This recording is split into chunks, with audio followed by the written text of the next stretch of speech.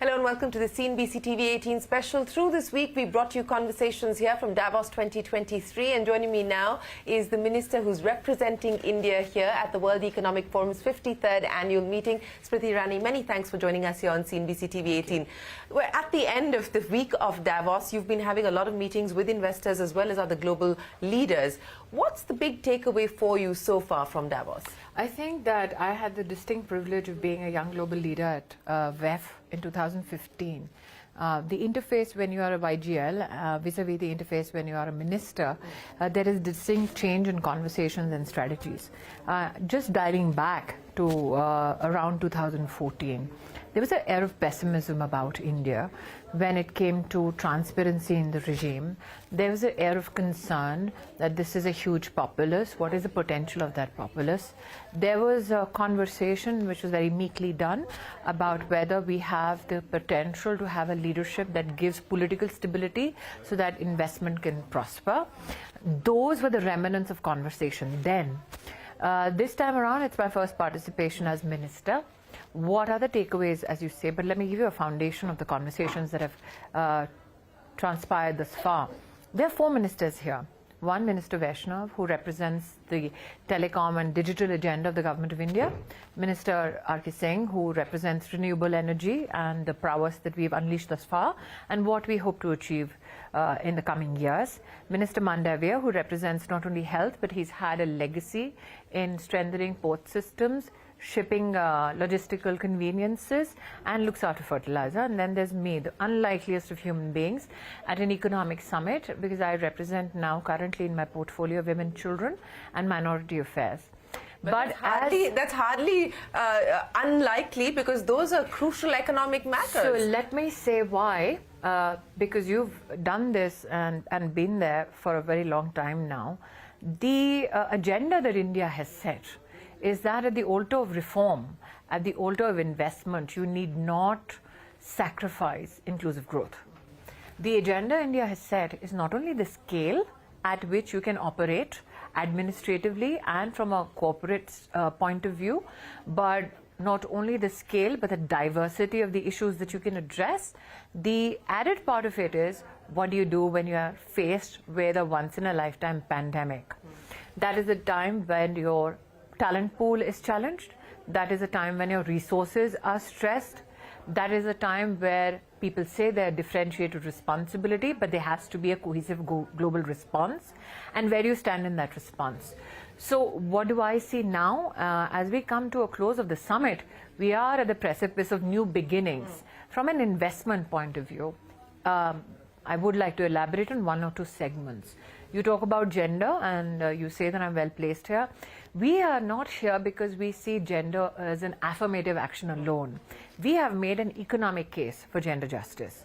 We have made an economic case for inclusion. The Prime Minister has moved, and I've said this before in a conversation with you, from looking at welfare activities to social strategies.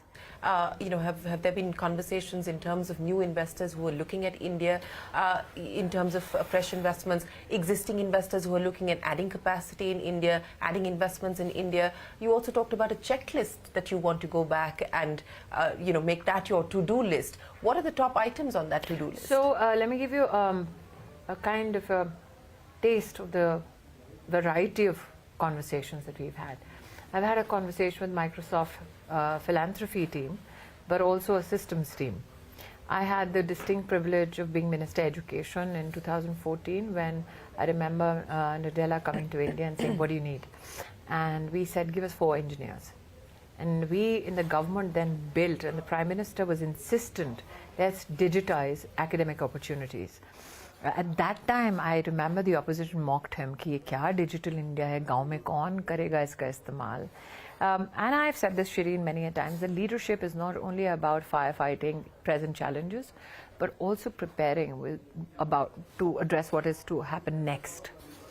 As a part of that initiative, India created its own MOOCs platform.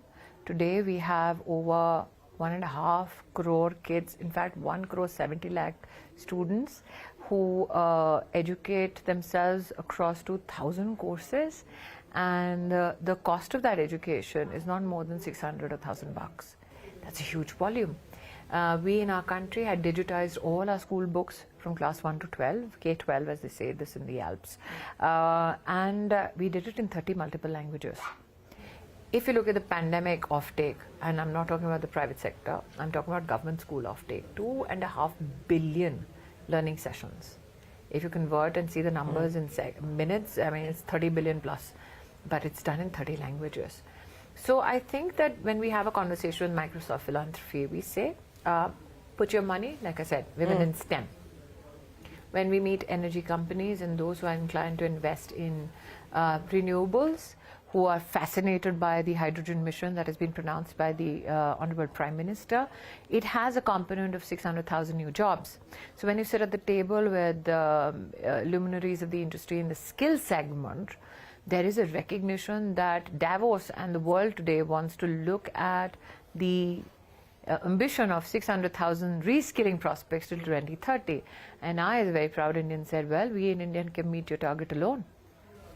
Yep. So we have those people now on the table who say, I said that I don't want to look at skills from the perspective of entry-level skills or just soft skills.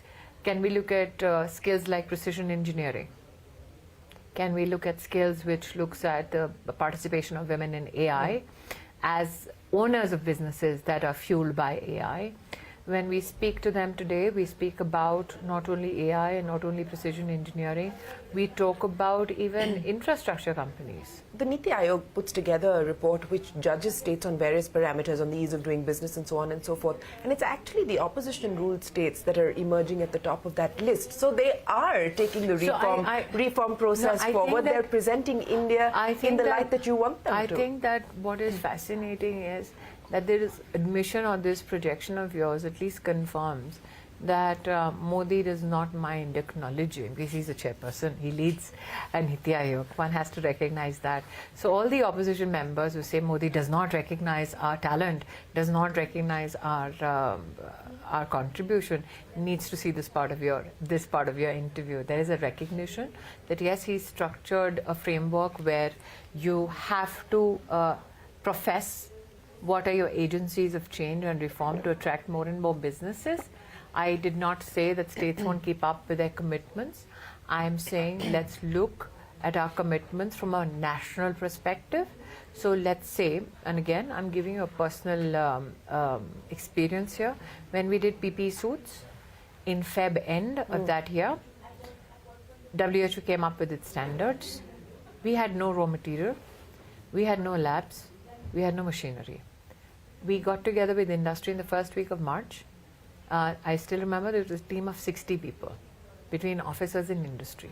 And our first order was to find out where can we find some semblance of a raw material. We found it in Phagwara. And then we found it with a lady who says, I don't have the money, but I have this raw material, but I haven't tested it. It was a lockdown area. We sent somebody from the police to pick up that sample. That policeman said, "We leke kahan jaun?" We sent it to the district headquarters, then from there sent it to the nearest airport, then flew it down to Coimbatore. Different political ideologies and political systems governing administration there. Coimbatore stayed up 48 hours in that lab to test and called up Phagwara and called up Delhi and said, listen, this works. But Coimbatore said, I can't do this alone. So if you want to do something, I need more labs. We call up DRDO with a call to Defense Minister and say, can we please get new labs? DRDO, a good friend of mine at that time, Tessie Thomas, she still is a friend, leading it. I said, Tessie, can we just do a turnaround? She said, absolutely. 11 labs turned around 1 week. Does Tessie vote for BJP? I have no clue.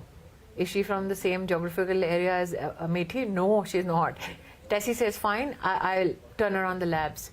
I call Anil Agarwal. I said, there is no money, no machinery. I have not a rupee of subsidy to give. I said, you do a lot of CSR, but you also help out businesses.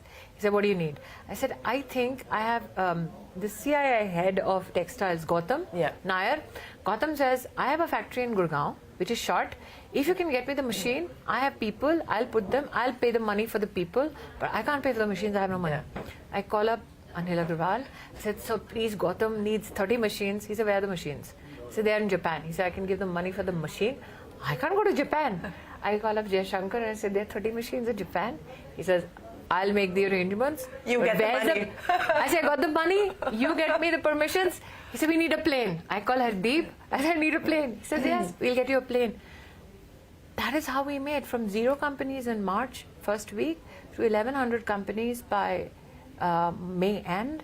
And in June, we were the second largest exporters in the world. And in between all of that, I called up every industry leader to say, and in that chaos, one of those days when I'm calling people, where can we elaborate and expand on our manufacturing?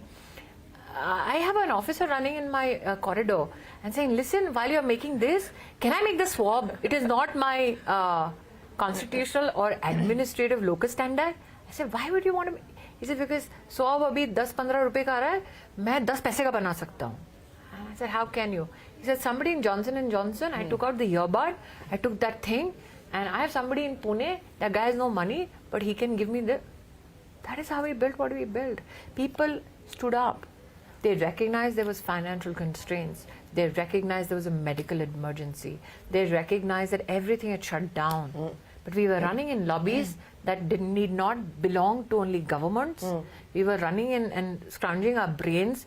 12 in the night, I was typing a press release for my secretary textiles. In hierarchy and protocol, that does not happen. And I told Ravi, I said, you tackle your call with industry, you have to write a page, let me write it for you. So I think the pandemic story is a story of collaboration. It's a story of tenacity. And it's also a story of Indian talent. Well, Smriti Irani, it's always a pleasure. Thank you very much for joining us here in Davos to take us through what the Indian government has pitched here to investors, and more importantly, to give us an insight on your to-do list that you intend to take back from here. It's a long one, and we look forward to hearing more from you on how much of that you get to accomplish as soon as you head back. But thank you very much for joining us here in Davos. We are going to take a break, but the conversations continue. Stay with us on CNBC-TV18. We're back in a moment.